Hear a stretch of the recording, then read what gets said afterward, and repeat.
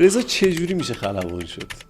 اگر بگن انتخاب کن که کجا بمیری، میگم تو پرواز بمیرم. سخت‌ترین بخش خلبانی چیه که انقدر در موردش حرف میزنی؟ یه رابطه جدید با یه دختر دیگه شروع کردی. قناعت طلب شدی. اگه یه روز نتونی پرواز کنی چه اتفاقی برات میفته؟ به نام خدای مهربون، خدایی که نویسنده داستان زندگی همه ماست. درود بر شما. من علیرضا محسنی هستم و اینجا برنامه نجات نسخه پلاسش هست. خیلی خوش آمدید به برنامه خودتون، همراه ما باشید.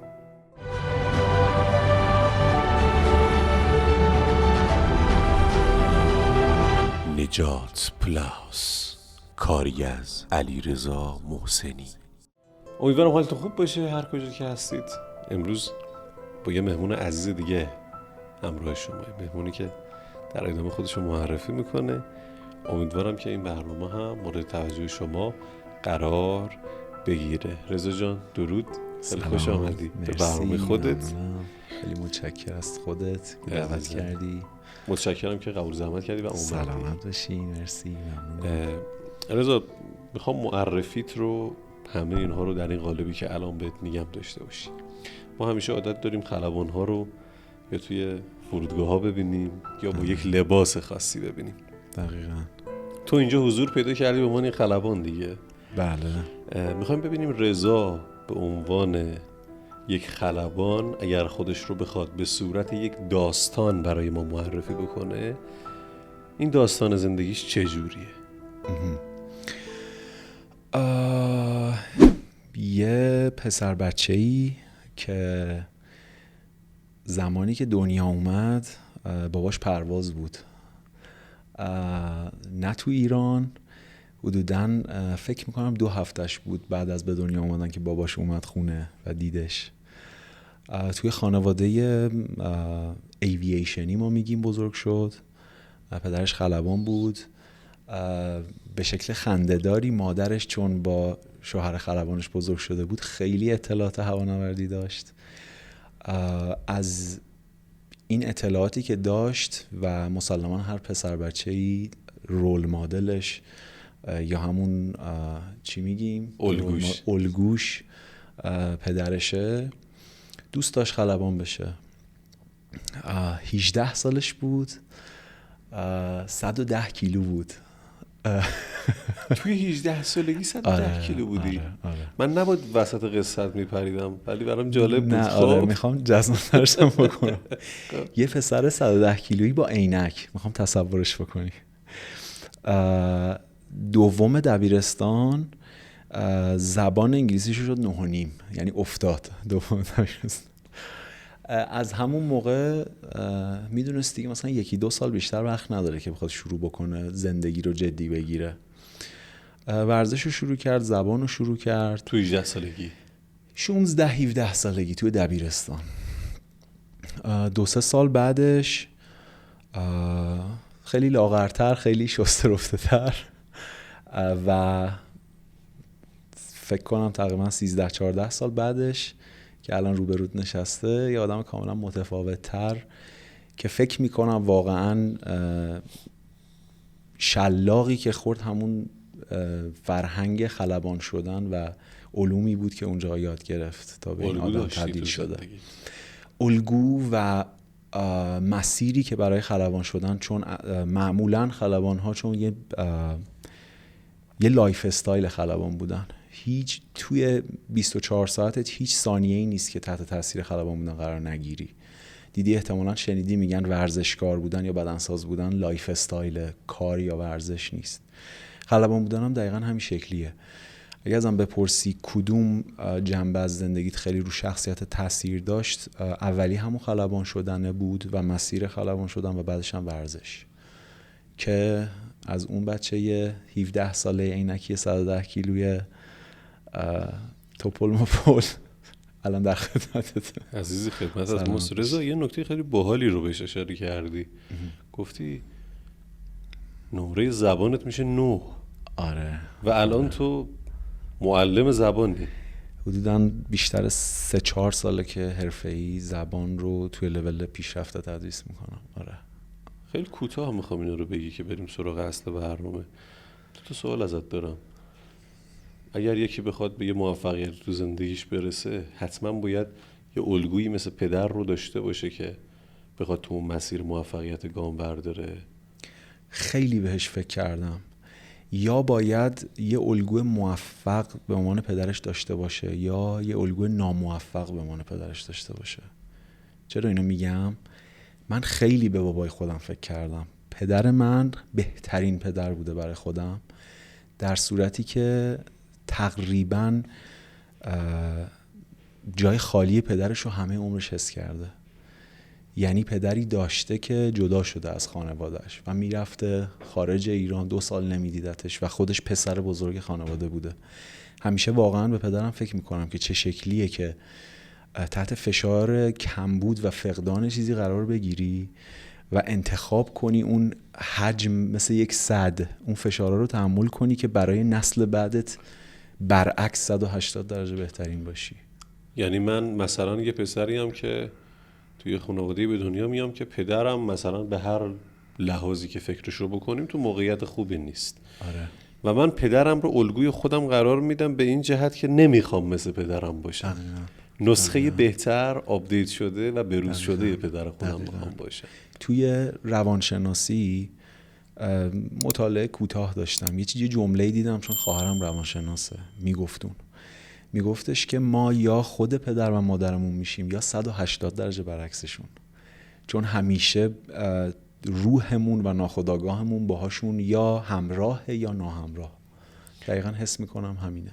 یعنی رضا بچه‌هایی که پدر مادر ضعیفی دارن، حالا شاید بشه خیلی راحت حرف بزنیم، آره پدر مادری دارن که ازشون راضی نیستن، اگه بخوان میتونن موفق بشن حتی اگر الگوی مناسبی نداشته باشن. آره. خیلی جالب چون بود. اینو من تو زندگیم دیدم روی پدر خودم شده.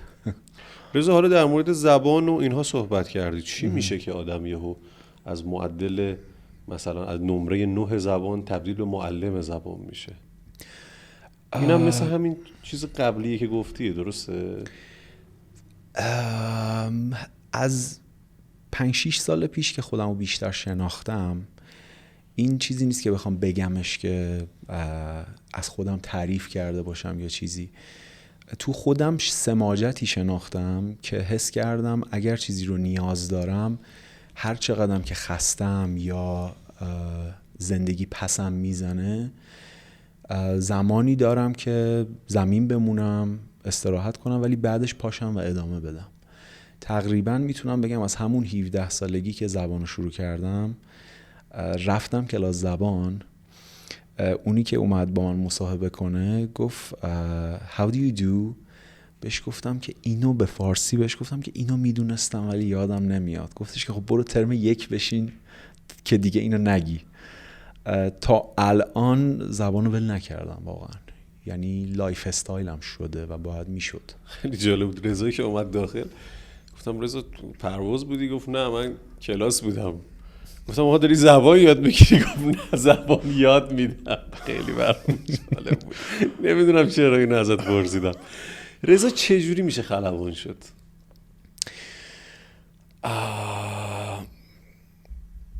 باید اونقدری جنون یا عشق پرواز رو داشته باشی که پی خیلی چیزا رو به تنت بمالی. حتی اگه تمام آدمای دورت میگن نکن یا نرو، یا مادرت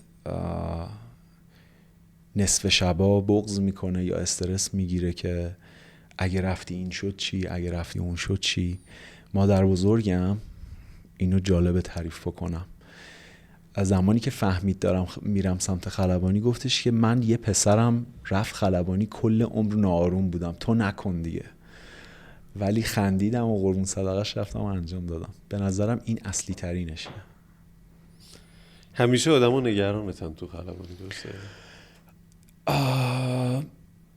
اگه به هم بگی چی تو رو یه خلبان خوب میکنه، واقعا توی خود من میتونم بگم که از مردن نترسی. اصلا وقتی از مردن نترسی یا باهاش خوبه گیری، میتونی خیلی سبکتر پرواز کنی. من به عنوان یه آدمی که تا حالا سوار هواپیما نشدم و هر وقت به این مسئله فکر میکنم استرس و اضطراب سراپای وجودم رو فرا میگیره، واقعا به تک تک خلبانا افتخار میکنم که هر روز پا روی ترس من میذارن. یعنی من نوعی واقعا جرأت اینو ندارم که برای یک بارم که شده سوار هواپیما بشم، اما یه خلبان شاید به قول خود رضا هفته 6 بار بپره و این نگرانی رو نه تنها خودش، اعضای خانواده‌اش، پدرش، مادرش و عزیزانش تحمل بکنن. پس خیلی شغل عجیبی. آره من تا حالا سوار هواپیما نشد. خب اگه من بخوام به چالش بکشم قبول میکنی؟ یعنی سوار هواپیما بیای با هم بریم 2 نفری پرواز کنیم. آره خیلی دوست برای اولین بار تو عمرت، به جای اینکه استرس پرواز رو توی هواپیمای 30-40-50 تنی مسافربری تجربه کنی، توی هواپیمای سبکتر لذت پرواز، زیبایی ها زیر پات باشه. بخشی از پرواز دیگه. یعنی ممکنه. من واقعا جدی دارم میگم اگر بگن انتخاب کن که کجا بمیریم، میگم تو پرواز بمیرم. خیلی قشنگ و راحته. واقعا جدی میگم. آدم عجولی هستی؟ آدم عجول و سمجیم همزمان. آخه میگن اونایی که عاشق پروازن آدمای عجولی هن. چون آدما همیشه دوست دارن پرواز کنن. توی یه کتاب خوندم نوشته بود آدم‌ها پرواز رو به خاطر اون حس شاعرانگی و قشنگیش دوست ندارن، بلکه آدم‌ها چون از صبر خیلی واهمه دارن و میترسن، دوست دارن 2 تا بال اضافه داشته باشن که این مسیر رو فقط سریع‌تر برن. چقدر قبول داری این جمله؟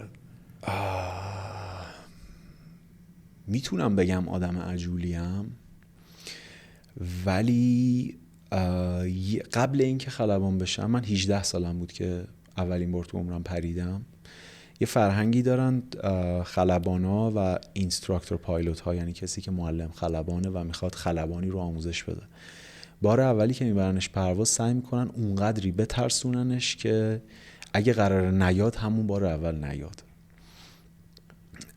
یه خلایی تون بود که همون پروازه پرش کرد به نظر من، که حالا بعد جلوتر بریم به نظرم راجبش صحبت میکنم.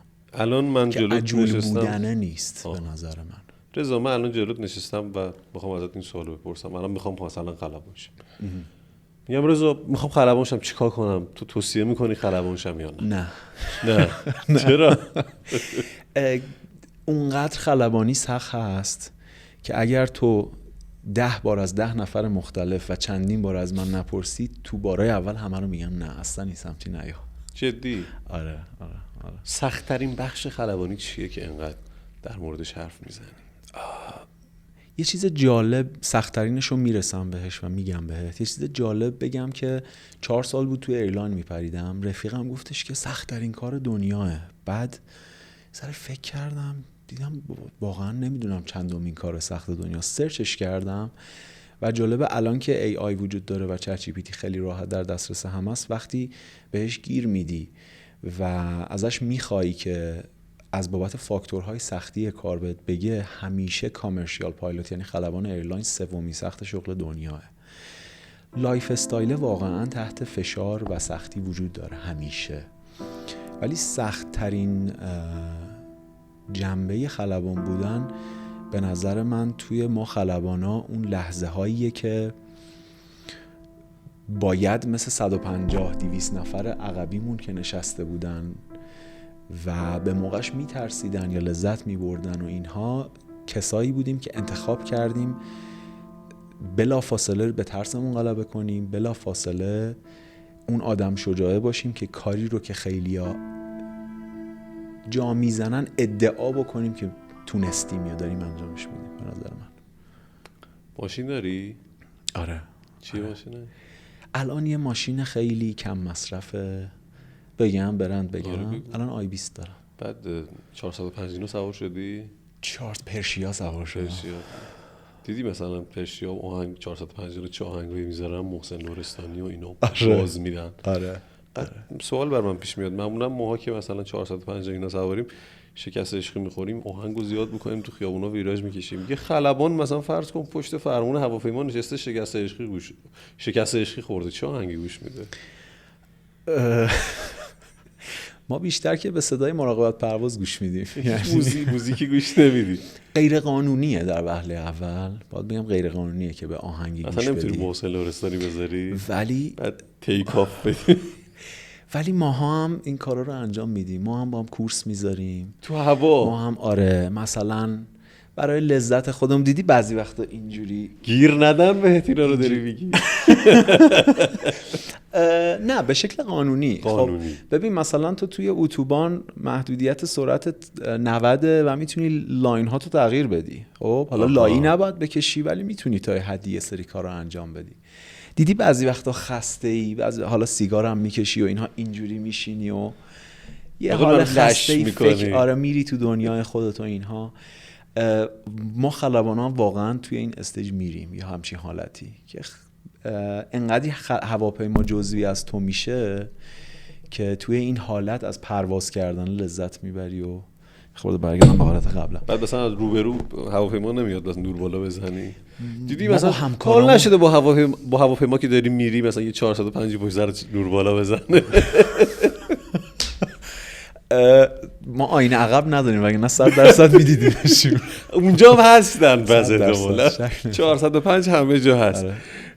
رضا، سقوط به عنوان یک سانحه هوایی چه شکلیه و سقوط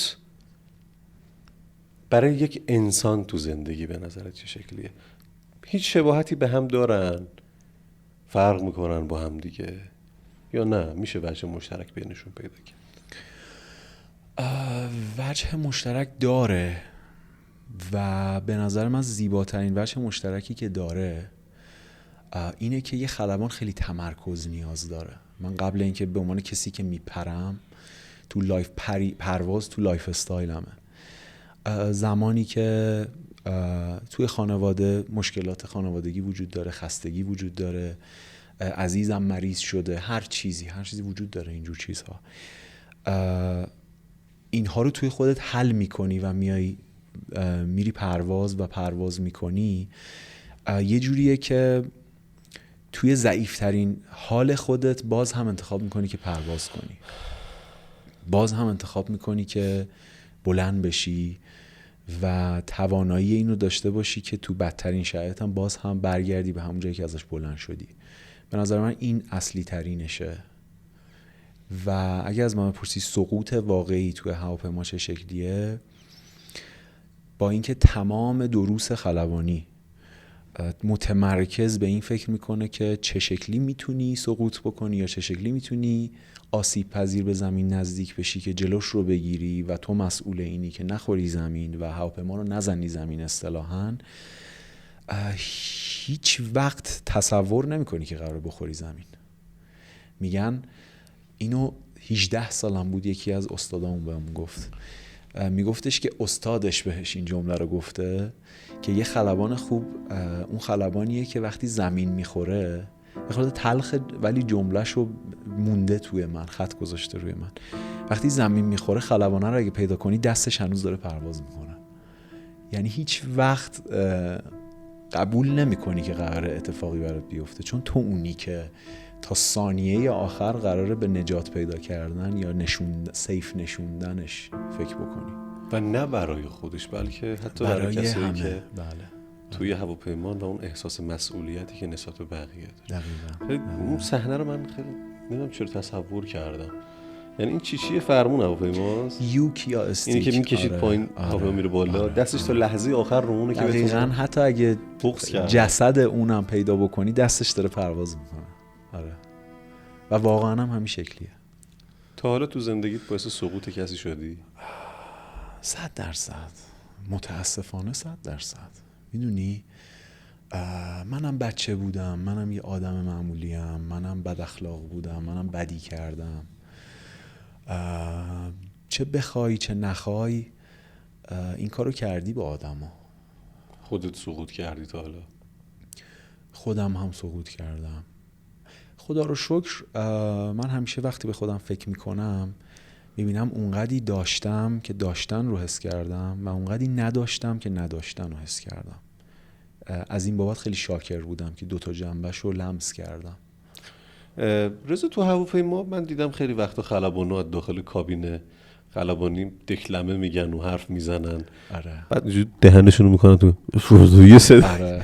خب ببینم تو به عنوان یک که خلبان ریلشو 1797 بار برا من با مدل‌های مختلف ایرانی و خارجی فرستادم. حالا میتونم من ازت خواهش کنم تو اون خلبانی باشی که اگه میخوای یه چیزی به مسافرها بگی خیلی قشنگ و شاعرانه میگی از این به بعد؟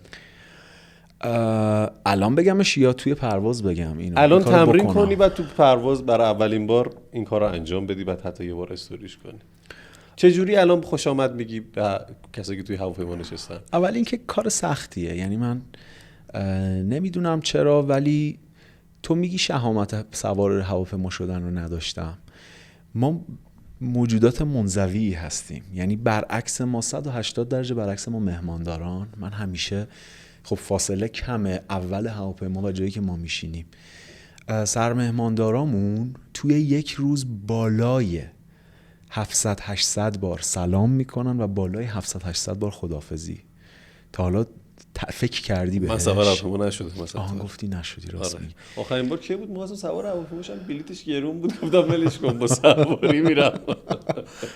حالا ان شاءالله چیزت میکنم، علاقه‌مندت میکنم به پرواز. حالا رضا اون بخش فاصله نگیریم، به چی میگی دقیقاً الان؟ دوست داری بگی؟ اگه سخته نگو. اینو میخواستم بگم، موجودات منزوی هستیم، یعنی سعی مثل عقاب میمونیم، میریم بالا که یه خورده نمیم تو تنهایی خودمون باشیم. ولی اینو همیشه بهش فکر کردیم که میگن صدای آرامش بخش شما باعث میشه اون حس خوبی که مسافر حالش خوب بشه رو بگیره و معمولا سعی میکنیم که با مسافر صحبت بکنیم. یه سری اطلاعات معمولی و اینکه به خصوص توی پروازهای عادی نه زیاد صحبت نمی‌کنیم. من شیشه جلوی هواپیمام 2 بار شکسته. یعنی یک کلاغی چیزی پرنده‌ای خورده توش؟ نه، از ایمپکت نه، مشکل فنی بوده که شیشه رو شکونده. رعد و صاعقه بهمون برخورد کرده. این چیزا پیش میاد، این چیزا زیاد پیش میاد.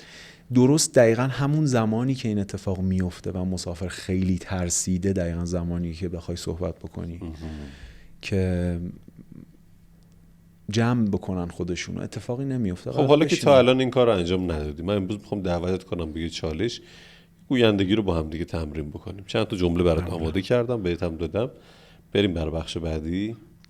بریم ببینیم یه خلبان چطور میتونه یک گوینده هم بشه، همراه ما باشه.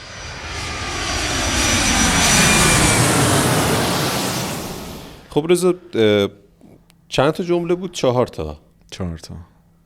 با کدومش میخوای شروع کنی؟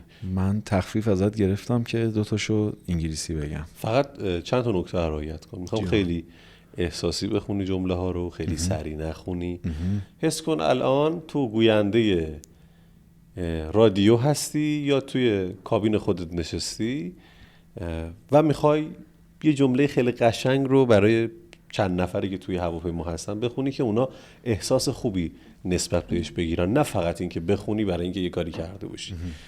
هر جمله و هر کلمه ای رو که میخونی واقعا حسش کن، اونو زیست کن و بعد بر زبانت جاری کن. میخوام حسی در این حالت خودتو ببینم. بریم به گرچه اینو میخواستم بگم که واقعا انجام دادن کاری که خودت انجام میدی برای ما هم ترس داره ها، یعنی فکر نکن کار آسونی انجام میدی. جدی من همیشه این کارم خیلی آسونه. همه میگن هم نشستی صحبت میکنی. نه، همون صحبت کردن خودش اصلا کار آسونی نیست. با فارسی ها شروع کنم یا با انگلیسی ها؟ اصلا هر کدوم که خودت دوست داری و راحتی.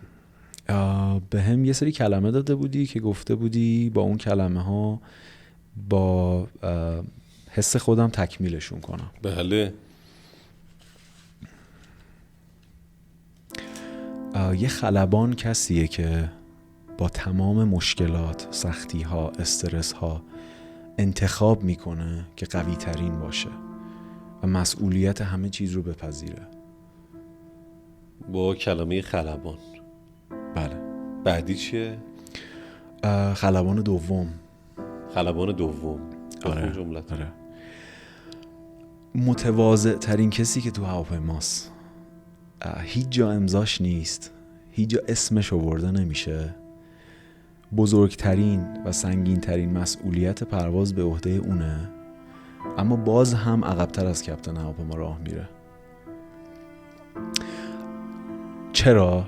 چون میدونه یه روزی که خودش کپتن شد نیاز داره به یه جوون باهوشتر و پر انرژی تر از خودش که دقیقا همینجوری یار و همراهش باشه. خیلی قشنگ بود. قشنگم می‌نویسی. سلامت باشی. بعدی؟ خب بریم دیگه توی انگلیسی ها دیگه. آره فقط اون عنوان اولشو بگو. مثلا آره حتما. گفت یه رفیق، a friend. A friend is the one who knows your turbulence and still chooses to fly with you. یعنی اینکه یه رفیق کسیه که با تمام اون علمی که از بدیها و نقطه ضعف‌های تو داره باز هم کنارت میشینه و تصمیم میگیره که پرواز بکنه باهات. یه جمله قبل برنامه بهت گفتم در مورد برج مراقبت. آره به نظر من رفیق مثل برج مراقبته. هر چقدر ازش دور بشی، حتی اگه تو اون رادار و فرکانسی که بفهمه تو کجایی از اون فرکانس و رادار هم خارج بشی، باز تا لحظه آخر پیگیرته و به خیالت نمیشه. حالا گفتی برج مراقبت، قبول دارم که یه رفیق مثل برج مراقبت میمونه، ولی من حس خودم رو ازشون بگم. یه رفیق مثل برج مراقبت میمونه. چرا؟ چون با این که خودش زیر زمین سفت نشسته و پاش جای سفتیه، روی صندلیه و هیچ آسیبی نمیبینه از اینکه تو هر اتفاقی برات بیفته، عرق سرد میریزه، بالاترین استرس رو تحمل میکنه تا متوجه بشه تو سیف رو زمین میشینی. واقعا اینه. میگن پر استرس ترین کار دنیا حتی قبل از خلبانی مراقبت پرواز. خیلی قشنگ بود. جمله قشنگی میگی. قربون شما. داریم تلاش میکنیم. بعدی آخریه. آره گفته بودی که چه حسی داری وقتی داری پرواز میکنی. When I'm flying the airplane, I feel completely alive. It's the only place where everything makes perfect sense.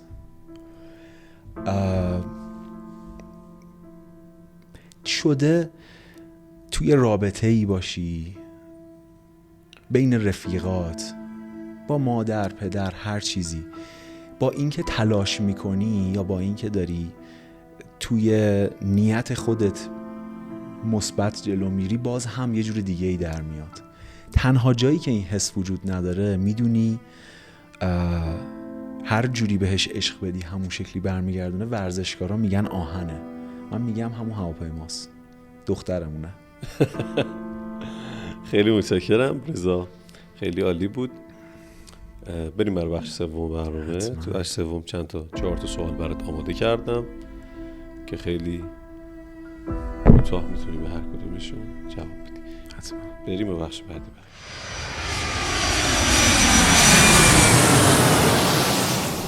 خب اینجا چند تا سوال داریم. با سوال شماره 1 آغاز میکنیم. وقتی روی زمین هستی دلت برای آسمون تنگ نمیشه؟ خوابشو میبینم دلم تنگ میشه. واقعا خوابشو میبینیم و خیلی سخته راجبش حرف زدن. نه مال زمینی دیگه، نه مال آسمون. خیلی جالب بود بخش آخری که گفتی. سوالم هم همین بود. زمین و آسمون بخشی از کارتن. حالا تو بیشتر خود تو اهل کدومش میدونی، زمین یا آسمون؟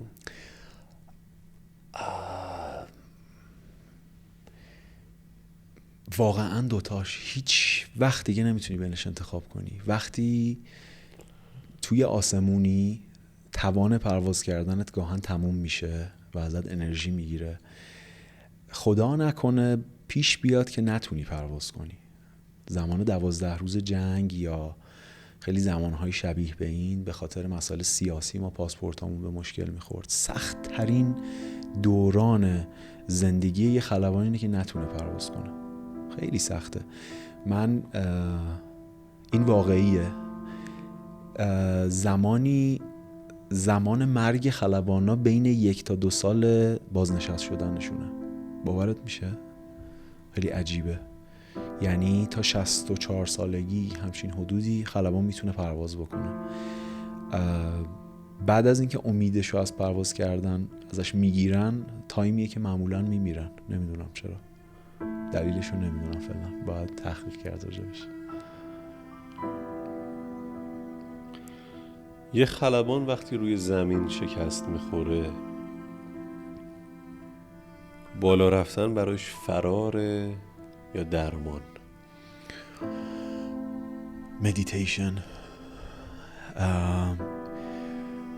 پرواز کردن جاییه که بذار یه سوال من ازت بپرسم بعد جوابشو بدم. آره چقدر دوست دارم اتفاقا یه بار میکنم یه سوال بپرسم، خدا کنه بلد بشم. نه بلدی. آروم ترین جایی که توی زندگیت حس کردی همه چیز وایساده توی ثانیه، سکوت مطلق، کی بوده؟ یادت میاد همچین صحنه ایو؟ تو این چند سال اخیر؟ توی کل عمرت کی بوده حس کردی همه چیز وایساده، همه چیز آروم شده؟ میترسم جوابم اون چیزی که میخوای بگی رو از ذهنت دور بکنه، ولی نه واقعا هیچ وقت تو این شرایط نبود. فکر بکن راجبه. شاید زل زدن تو چشای خانومت بوده، شاید زمانی که سرتو کردی توی آب اون دنسیتی آب این کارو باهات کرده، شاید بالای یه کوهی توی ماسال این اتفاق برات افتاده. برای ما خلبانا لحظه های سریال سینمایی F1 رو دیدی؟ براد پیت بازی کرده، آخرین فیلم براد پیت. آره که دیگه پیر شدن و بازنشست شدن. آره جریان یه راننده فرمول وانه که میاد دوباره شروع میکنه. یه زنه ازش میپرسه که چرا این کارو میکنی؟ واسه چی داری انقدر مسابقه میدی؟ مردن رو میبینی ولی بازم انجامش میدی. میگه یک بار درست همون موقعی که تصادف کردم و اتفاق بعدی برام افتاد، حس کردم دارم بلند میشم از زمین، دارم پرواز میکنم. همه چیز یه شکل دیگه ای شد. یه لحظه هایی توی پرواز با اینکه سکوت نیست ها، خیلی شلوغی ها دور و برته، یه جوری مغزت سکوت میکنه و توی افق چشمت گم میشه که پر آرامش ترین و قوی ترین حسیه که از خودت میخوای دریافت کنی. حس میکنی قوی ترین و توانمندترین آدمی هستی که میتونستی باشی. برای همین بهت گفتم مدیتیشن پرواز کردن. من فکر میکنم آدمی که پرواز میکنه رضا خیلی جهان بینیش و دیدش نسبت به همه چی تغییر میکنه. آره حالا من یه سوالات بپرسم، بین این سوالات به ذهنم رسید. دیدی توی اینستاگرام یه سری فکت و اینا هست که میگن زمین تخته و یه سری میگن زمین گرده و یه سری میگن از کره زمین نمیشه خارج شد. زمین تخته؟ تو که اون بالا بودی؟ نه گرده؟ آره خیلی گرده. به خاطر شیشه های هواپیما نیست؟ نه ببین، یکی این که خیلی ساده یه دلیل برای من بیارید که چرا کل علوم دنیا بر اساس گرد بودن زمین بنا نهاده شده که فکر کنن که مثلا اگه شما فکر کنی مستطیله یا گرده چه تأثیری به حال دنیا داشته. این یک. و جالبه واقعا یکی از بیشترین دایرکت هاییه که میگیرم، میگن مستطیله، اصلا بس واقعا چی هم میگن تخته یا گرده، یه همچین حالتی. ولی خلبانای جنگنده اینو به چشم میبینن، قوس زمین رو به چشم میبینن. از فکر کنم یه جا خوندم راجبش که فکر کنم از 45,000 پای به بالا میتونی کروچر زمین رو ببینی، قوس زمین رو ببینی که کاملا گرده. آره. بعد هواپیما اگه خیلی بره بالا چه اتفاقی براش میفته؟ از اون ارتفاع غیر مجازش خارج شه؟ اولا اینکه توان موتوریشو از دست میده و هواپیما مثل کپسول میمونه که موتوراش داره شرایط زیستی آدما رو تو اون ارتفاع شبیه سازی میکنه که در واقع توی 8,000 پایی زمینن. یعنی مثلا بالای یک کوه نهایتاً وایسادن. اگر بالاتر از یه سطحی بره مشکل فشار کابین رو براش به وجود میاره، نمیتونه بیشتر از اون پرشرایزیشنش رو نگه داره. رضا یه سوال دیگه، حالا تو اینستاگرام اینا خیلی میبینیم، دیدین عکس هواپیما رو میذارن میگه اینا دارن کمتریل؟ کمتریل، آره. کمتریل، اگزاست کمتریل. واقعا شما کمتریل میریزید رو آسمون؟ نه، اون کاندنسیشن تریله. اگه دقت کنی چرا تابستونا ما کمتریل نمیریزیم تو هوا؟ اگه دقت کنی همیشه زمستونا داریم میریزیم. چرا؟ چون اون آیس کریستالایی هن که برای تفاوت فشار و دما و شدت تفاوت بین اون ارتفاع، دمای اون ارتفاع و اگزاستشن و اون دمای خروجی موتور داره شکل میگیره. در واقع اون آیس کریستالن، مولکول یخن که شکل میگیرن پشت هواپیما و حدوداً 1 دقیقه بعدم از بین میرن. دیدی که خطه یه مقداری میمونه و محو میشه چون آیس کریستاله. کاندنسیشن تریله در واقع بهش میگیم. من یه رفیق داشتم خلبان بود، یه روز رفت والیبال بازی کنه و دستش شکست و دیگه نتونست پرواز بکنه. یعنی انقدر خلبانی بدون تضمینه واقعا. و میدونی که تو خلبانی دیگه شما باید خیلی بی‌نقص باشی، همیشه تو که باشی، درسته؟ اونجایی که من میدونم بیشتر برای خلبانای نظامی این شکلیه، چون ما خیلی شغل نشستنی داریم. معمولا همیشه خلبانامون خوشکل نیستن. حالا خارج دنیا هم همینطوره ها، خیلی دیدم خلبانای خارجی که خیلی شکم گنده ای دارن و اینها. ولی خب یه خلبان خیلی خوب و ایدئال آره باید اینجوری باشه. اگه یه روز نتونی پرواز کنی چه اتفاقی برات میفته؟ نمیخوام بهش فکر بکنم. فوبیای همه هست، یعنی من به عنوان اینو من ریلش کردم این جمله رو و واقعا هم خودم رسید به ذهنم. رابطت با پرواز و هواپیما مخصوصا توی هواپیمای مسافربری عین یه رابطه سمی میمونه. دوست دختر تو خیلی دوست داری ولی رابطه کاملا سمیه، نه میتونی بدون اون زندگی کنی، نه خیلی خوشحالی وقتی با هم دیگه دعوا میکنید، میزنید تو سر و کله هم، بالای آسمون میگی وای خسته شدم فلان شدم اینجوری شدم، ولی بیای بشینی زمین بدتری. خیلی هم عالی، مرسی. بریم برای بخش 4م. بریم یه مکس کوچولویی میدیم.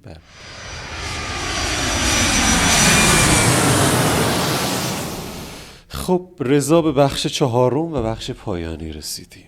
بخشی که من خیلی دوستش دارم به خاطر 2 آیتم آخریش. ازت خواستم که یه شعر مورد علاقه یا یک داستان مورد علاقت رو، داستان چی آقا؟ یه متن مورد علاقت رو برای من گلچین بکنی، انتخاب بکنی و بخونی. کدومشو؟ 2 جمله انتخاب کردم، بهش فکر کردم. اون جمله شیفتگان پرواز را میله. نه انقدر ادبی نیستم متاسفانه. خیلی خاکی تر است. ببینیم جمله‌های خاکی چه. اولیش اینه که زندگی کردن با زنده بودن خیلی متفاوته. اینو خیلی بهش اعتقاد دارم به همین کوتاهی. اگه میخوای راجبش توضیح بدم یا رد شم؟ خودم گرفتم. من خیلی از ما زنده ایم ولی زندگی نمی‌کنیم.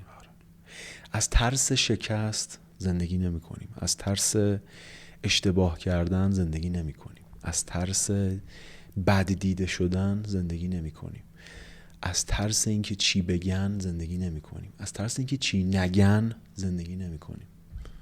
چی بگن و چی نگن. و من جمله همیشگیمو میگم، چطور ما انتظار داریم آدمایی که از تیپ خودشون راضی نیستن، از ظاهر خودشون، از زندگی خودشون، از بخت خودشون راضی نیستن، این آدم خودش نتونسته رضایتش رو جلب بکنه و ما تلاش میکنیم بعد رضایت اون آدم رو جلب بکنیم و باب سلیقه اونجور آدم ها باشیم. بابا اون آدم با خودش مشکل داره. چه گیری دادی بهش؟ تو همون اینستاگرام خوندم خیلی جالبه، میگفت تا حالا آدم موفق تر از خودتو دیدی که راجبت حرف بزنه؟ نه اصلا امکان نداره.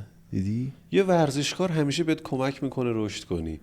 یه پولدار همیشه یه مسیر خوب بهت نشون میده که به موفقیت مالی برسی، اما اون آدمی که از تو پایین تره همیشه تلاش میکنه تو رو بکوبه تا تو رو به اندازه خودش پایین بیاره و بعد تو زمین بازی خودش تو رو زمین بزنه و پیروز این نبرد بشی. توی یه باشگاه یه عالمه آدم ورزش میکردن، یه آدم خیلی کوچولو اومد وسط ورزشکارا گفت من میخوام گنده ترین شما بشم. همه زدن زیر خنده غیر همون که گنده تر از همه بود. یادم اون ویدیوه افتادم، یه سگ کوچولویی بود، یکی از بچه‌ها استوری کرده بود، یه قفس بود، یه سگ گنده 2-3 متری هم میبرد واق واق میکرد و اون سگ گنده به آسمون نگاه میکرد اصلا نمیدید اونو. رضا یه خاطره تلخ از پرواز و یه خاطره شیرین. ما خلبانا تایپ پروازیمون رو عوض میکنیم.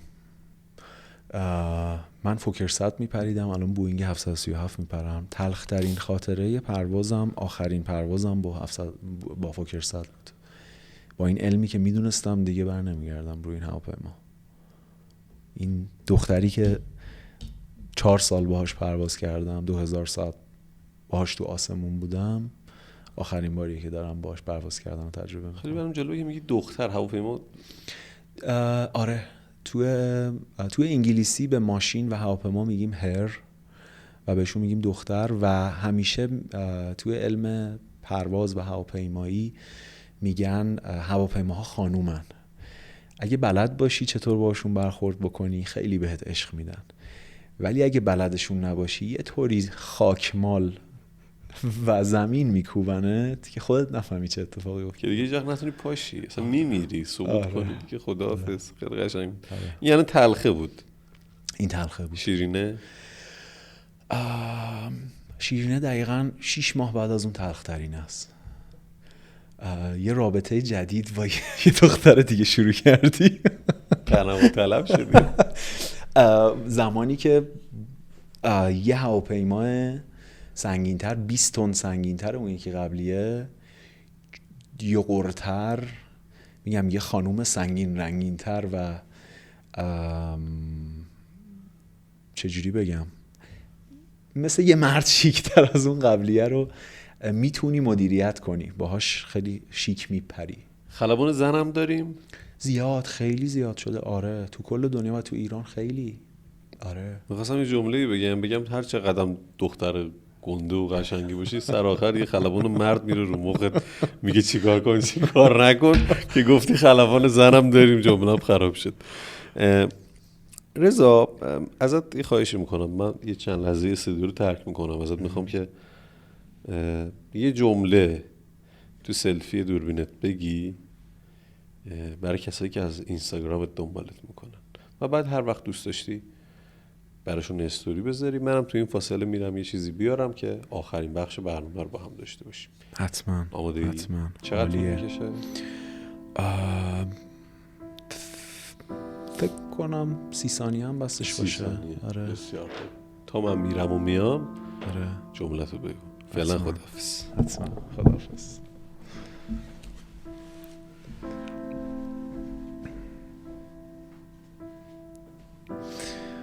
سلام، امیدوارم خوب باشین. من از استودیو علیرضا باهاتون حرف میزنم. علیرضا منو به چالشی دعوت کرد که یه جمله بهتون بگم. بهترین جمله‌ای که میتونم بهتون بگم اینه که هر محدودیتی که حس میکنید توی خودتون، توی زندگیتون، صرفاً توی چارچوب مغزتون و ذهنتونه. باورشون نکنید، خودتون رو به چالش بکشید و نترسید. امتحان کنید، مرزهای خودتون رو پیدا کنید. هر موقع مرزتون رو پیدا کردید بگید تلاش کردم نشد. همین. بله، خواهش میکنم. آینه چی میگن؟ آینه زندگی؟ آینه نجات. آینه نجات. چون همیشه میگن نجات دهندت توی چقدر قشنگ است. چقدر قشنگ. یعنی خودت. خیلی قبول داشتم. ما یادش میگیریم تو علم خلبان شدن. ما یه علمی داریم به نام CRM، Resource Management. یعنی این که اگر میخوای آخر پرواز بشینی زمین، باید هر چی در دسترسته مدیریتش کنی، بیشترین خروجی رو ازش بگیری که بتونی سیف بشینی زمین. بزرگترین اهرمی که داری برای این کار خودتی، پس اول باید خودتو مدیریت کنی. خیلی قشنگ گفتی. آره تو زندگیمون اونی که بدبختمون میکنه خودمونیم، اونی که خوشبختمون میکنه خودمونیم. بقیه چیزا به نظر من تأثیرگذار هستا، ولی به نظرم آدمی که دلیل داشته باشه میتونه تو هر شرایطی، تو هر منجلابی با تکیه بر خودش به همه اون مشکلات فائق بیاد و قهرمان زندگی خودش باشه. دقیقاً. رضا من میدونم که خب خیلی خلبان یا خیلی از آدمایی که تو برنامه ما میان بخش زیادی از زندگیشون وقف دیگرانه، وقف امنیت، سلامت روان یا سلامت جسم سایرین. یا من خودم به عنوان یک کسی که دارم تو فضای سوشال میدیا کار میکنم، تقریبا 99% تایمم اینه که برنامه بعدیم چی باشه، چی بگم که مفید باشه، درست باشه، تاثیرگذار باشه برای اون جوون و نوجوان و پیر و جوونی که دارم میشنون برنامه من. خیلی کم پیش میاد که با خودم روبرو بشم. شاید تو این سالها خیلی از خودم دور بودم و هیچ وقت فرصت نشد که با خودم حرف بزنم، به خودم خیلی ریز نگاه بکنم، ببینم هر مثلا خطی که افتاده رو صورتم به خاطر کدوم تجربه و کدوم اتفاق بود و بابتش قدردانی بکنم از خودم. آینه نجات بخش آخر برنامه من که از مهمونان میخوام به خودشون نگاه بکنن، به اون خم و پیچیدگی ها و چین و چروک ها و یه چند ثانیه به خودشون نگاه بکنن.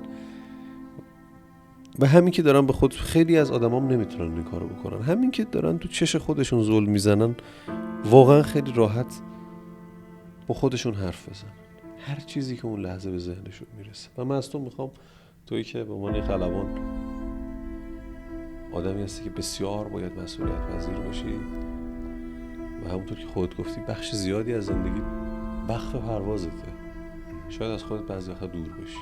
میخوام برنامه نجاتی بهونه‌ای باشه برای اینکه بر چند ثانیه با خودت روبرو بشی، به خودت نگاه بکنی، خیلی ریزتر از هر وقت دیگه ای. چقدر سخته. آره سخته. آره. اول اینکه دوست دارم اینو بگم، میخوام زبونی که میخوای با خودت حرف بزنی زبونی نباشه که با من حرف بزنی و تمام جملاتو به خودت بگی. اصلا انگار من اینجا نیستم.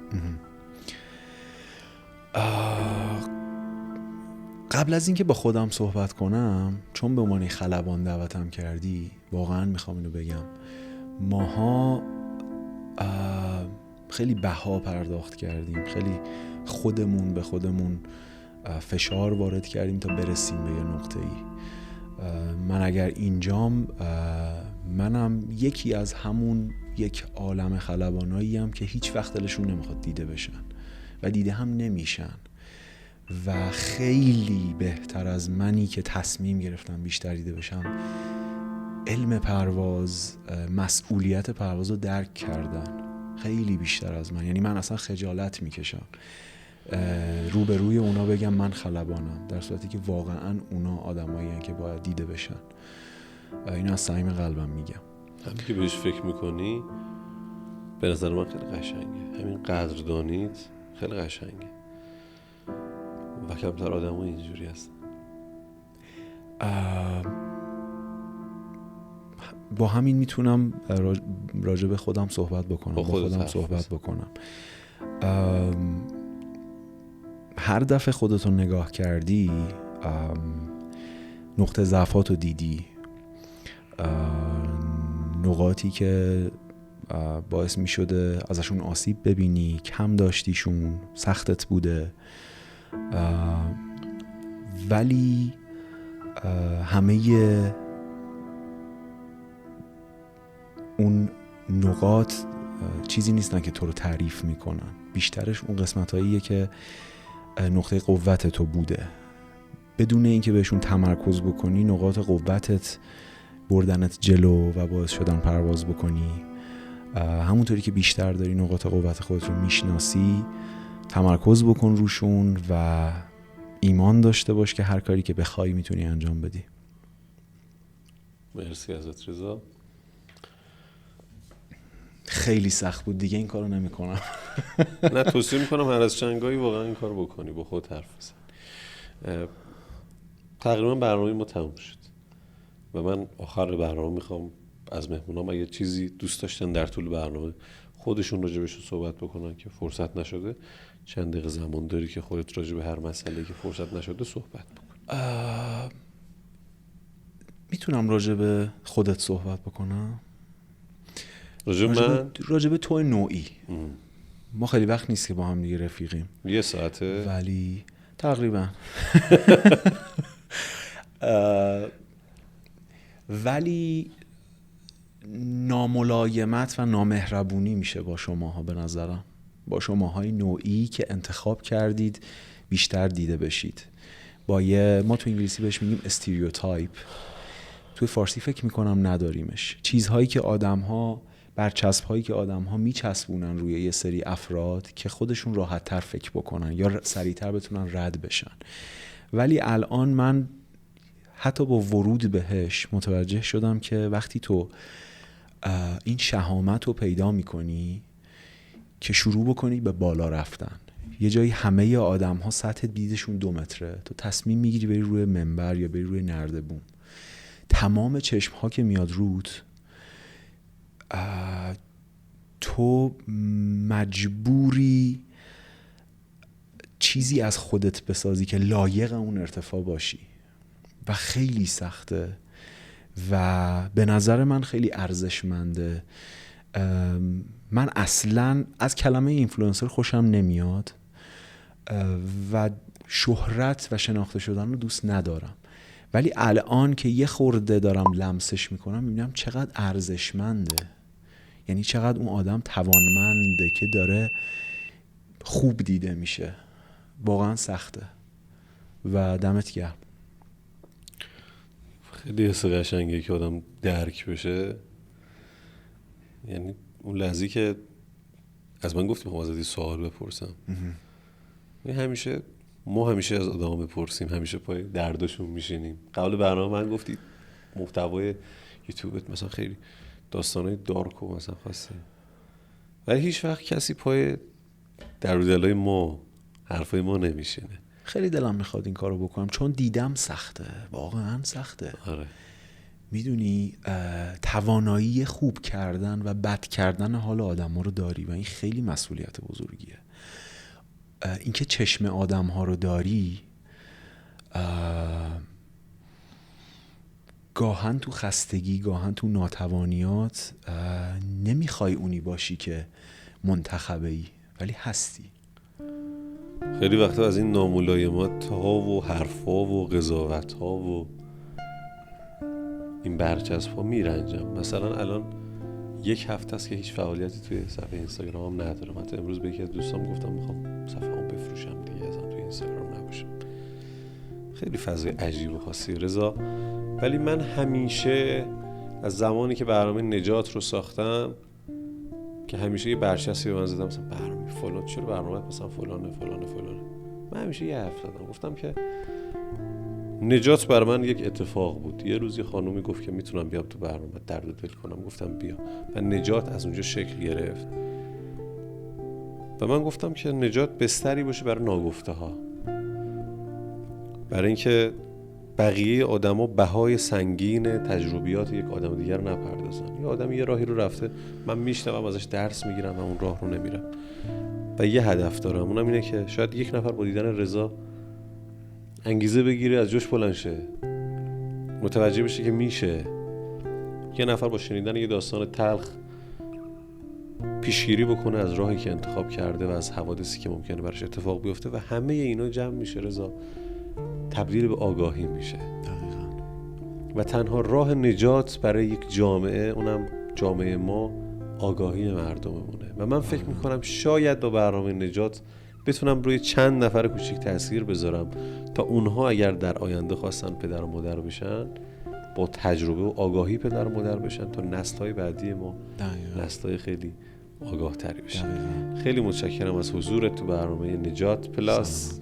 حالا من این نجات پلاس رو میگم، حالا بعد توضیح میدم که چرا اسمش یه مقدار فرق میکنه. حالا تو اپیزودهای بعد، فکر کنم تو اپیزود اول توضیح دادم. خواستیم از اینکه داستان کف جامعه رو میشنویم بیایم بالاتر و تو هر بخش جامعه ببینیم هر فرد با چه مشکلاتی مواجه بوده و چطور در نهایت خودش رو نجات داده. در هر صورت ممنون که نجات رو دنبال میکنید. خیلی دوستتون دارم. بازم تشکر میکنم از رضای عزیز، چون ما تو فضای سوشال میدیا و اینا که فعالیت میکنیم خیلی با این قضیه مواجه میشیم که آدم‌هایی براتون کلاس میذارن که